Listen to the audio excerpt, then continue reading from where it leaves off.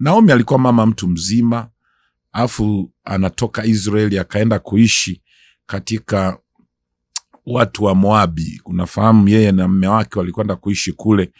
Tulishasoma maandiko kutoka Ruthu.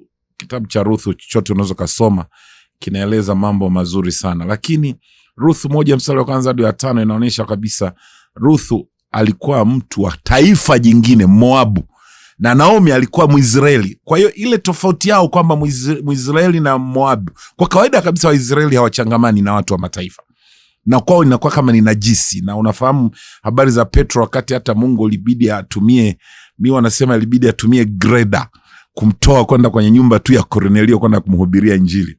Lakini kwa sababu ya ile tofauti ya kwamba Kornelio alikuwa ni mtu wa mataifa na huyu Petro alikuwa ni Mwisraeli. Kwa hiyo Waisraeli kwa kadri walikuwa wachangamani. Unafahamu hata yule mwanamke Msamaria alikuwa anasema Wasamaria na nyie Wayahudi watu changamani.